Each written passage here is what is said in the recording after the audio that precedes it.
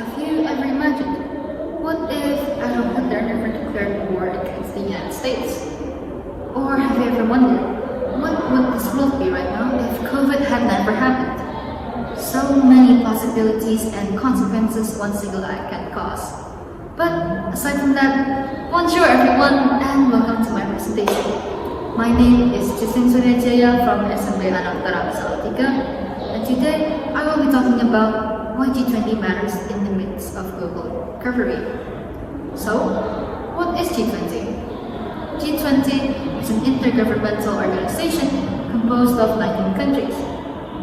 Established on September 26, 1999 by the Group of Seven, an organization of the world's 7 largest economy which dominate the global commerce and the financial system. The G20 is comprised of the world's largest economies, including developed and developing nations. Plus, the G20 holds a very strategic role in securing the global economic growth and prosperity. Together, the G20 members represent more than 80% of the world GDP, 75% of international trades, and 60% of the world's population. In 2019, a catastrophe struck the world. What started as a small issue in one city turned out to be a pandemic of a global scale. COVID-19 deprived people of their livelihood, their health, and even their life. It was such a major theme, a living nightmare in broad daylight. The economy collapsed. Developed nations struggled to maintain their stability, while developing ones struggled to even survive. While it was terrible and devastating indeed, COVID-19 brought people of the world together. Media informed not only news about the pandemic, but also ways to cope with it, and even heartwarming true stories, heroic things people did. An article on CAsia.com, for example, portrays how the governments of Asian countries help their citizens to reclaim their livelihood through micro, small, and medium enterprises. Such publications enlighten the readers of ways to cope with the situation. It brings a call to wake up from this nightmare.